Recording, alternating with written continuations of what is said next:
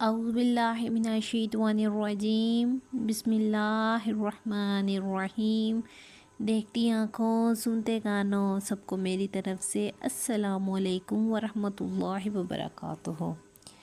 کیا آپ کے ذہن میں یہ سوال آیا ہے کہ اللہ تعالیٰ نے ہمیں فجر کے وقت جاگنے کا حکم کیوں دیا ہے؟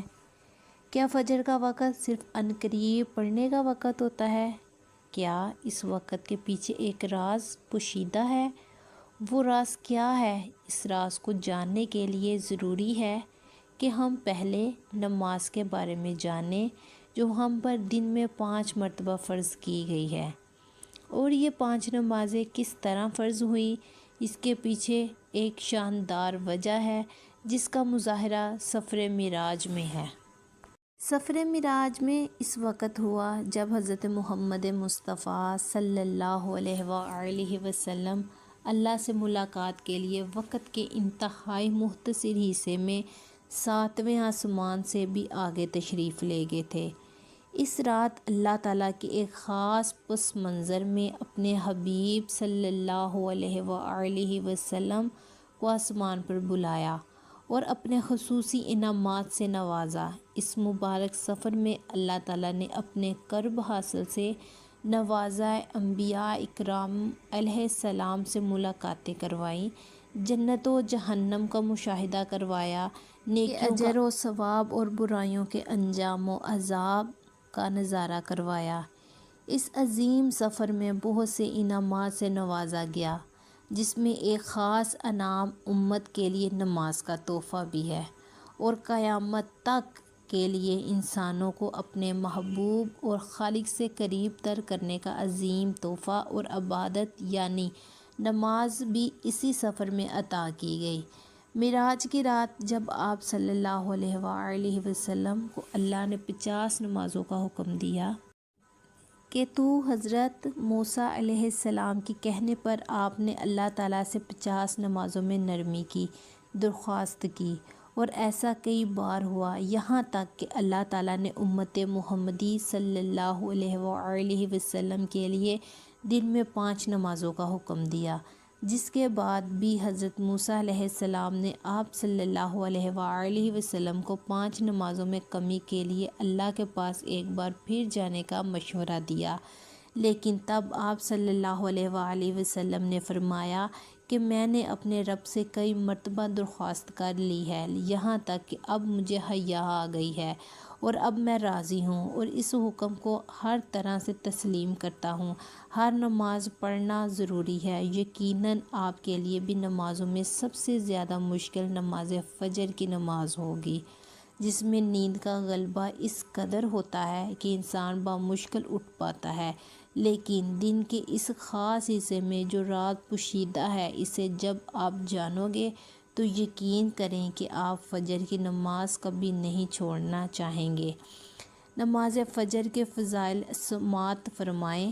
5 نمازوں میں سب سے اہم نماز فجر کی نماز ہے۔ اس کی اہمیت کا اندازہ اس بات سے لگائیں کہ اللہ تعالیٰ فجر کے وقت کی قسم اٹھاتے ہیں اور فرماتے ہیں، قسم ہے فجر کی اور 10 راتوں کی جفت اور طا کی، اور رات کی جب وہ چلنے لگے، یقیناً ان میں عقل مندوں کے لیے بڑی قسم ہے۔ حضرت عائشہ صدیقہ رضی اللہ تعالیٰ عنہا سے روایت ہے کہ حضور صلی اللہ علیہ وآلہ وسلم ارشاد فرماتے ہیں کہ فجر کی 2 رکعتیں دنیا و مافیہ سے بہتر ہیں۔ یاد رکھیے کہ فجر کی باجماعت نماز ایک مسلمان کی صداقت اور اس کا ایمان پرکھنے کی سکوٹی ہے۔ حضرت عبداللہ بن عمر رضی اللہ تعالیٰ عنہ فرماتے ہیں، ہم اگر فجر اور عشاء کی نماز میں کسی آدمی کو نہ پاتے تو اس کے بارے میں اچھا گمان نہیں کرتے تھے۔ فجر کی نماز، صبح کی نماز جہنم سے حجاب ہے، آڑ ہے۔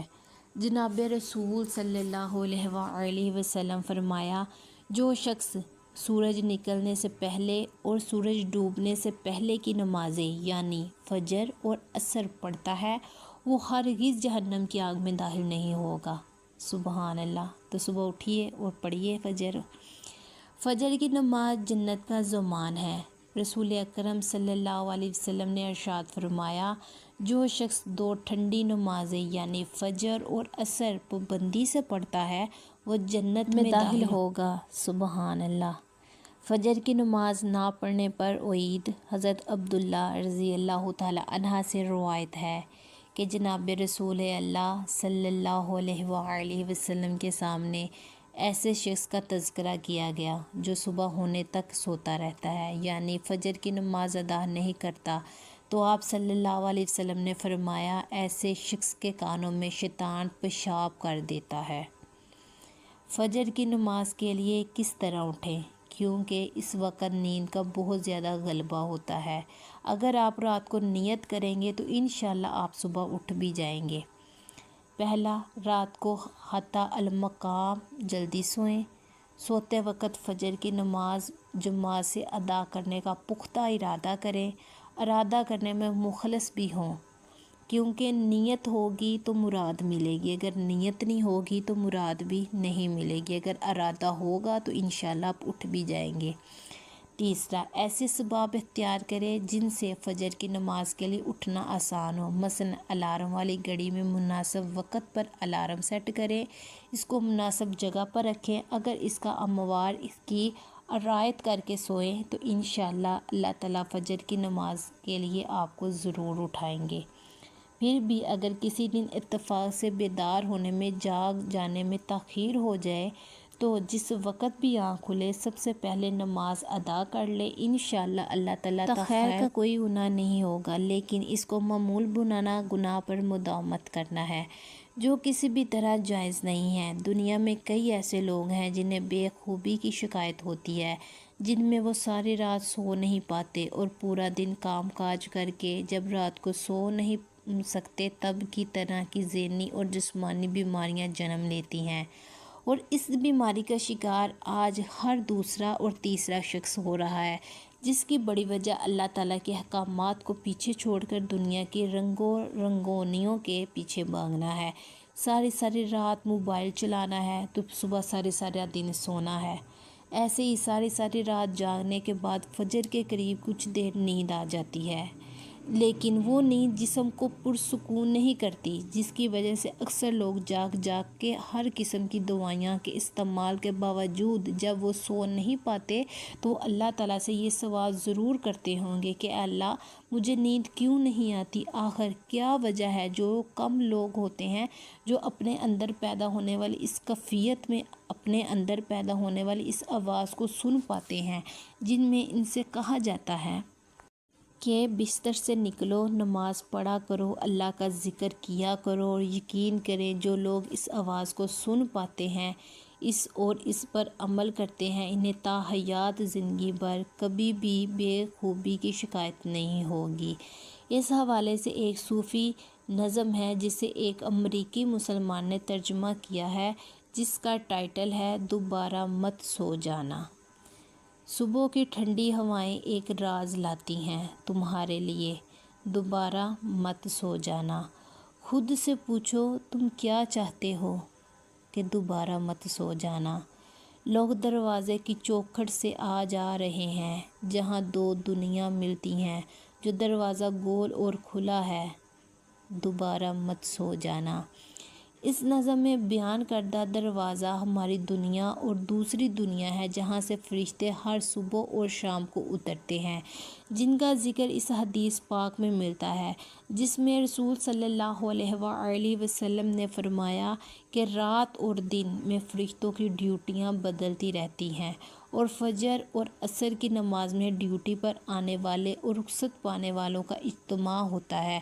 پھر تمہارے پاس رہنے والے فرشتے جب اوپر چڑھتے ہیں تو اللہ تعالیٰ پوچھتا ہے، حالانہ وہ ان سے بہت زیادہ اپنے بندوں کے بارے میں اور بندوں کے متعلق جانتا ہے، لیکن کہ میرے بندوں کو تم نے کس حال میں چھوڑا؟ تو وہ جواب دیتے ہیں کہ ہم نے جب ان کو چھوڑا تو وہ فجر کی نماز پڑھ رہے تھے۔ سبحان اللہ۔ جب فرشتے اللہ کے سامنے جا کے آپ کی ایسی باتیں کریں گے تو آپ کی وہ کیسی قسمت ہو جائے گی۔ تو ناظرین، نماز ضرور پڑھا کریں۔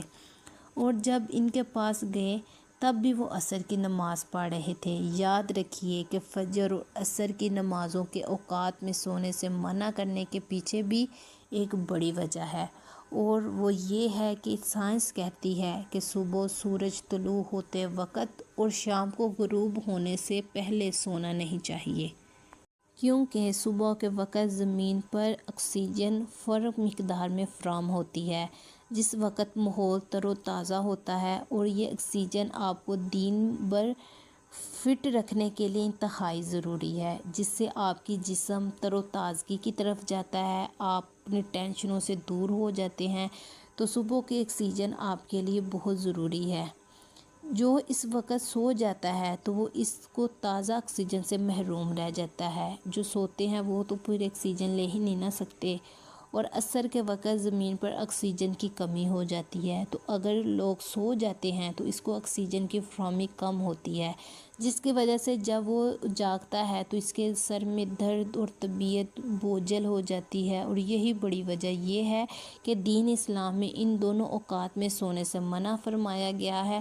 نماز فجر کے بارے میں ایسے بے شمار فضائل اور بھی ہیں جن کو ہم نہیں جان سکتے، اگر انسان ان کو جان لے تو کبھی بھی کوتاہی نہ کرے، کبھی بھی سستی نہ کرے۔ رسول اکرم صلی اللہ علیہ وسلم کا فرمان ہے، اگر وہ لوگ عشاء اور فجر کی فضیلت میں بارے میں جان لے تو وہ ضرور وہ بسرا نمازوں میں حاضر ہونا چاہیں گے، ان کو خود کو گھسیٹتے ہوئے کیوں نہ پڑے۔ اس لیے جان لیجئے ان دونوں نمازوں کو چھوڑنا اور لاپرواہی کرنا آپ کے لیے بہت بڑی مشکل ہے۔ ہم سب کو 5 وقت کی نماز پڑھنے کی اللہ تعالیٰ توفیق عطا فرمائے، آمین ثم آمین، فی امان اللہ، اللہ کی امان میں۔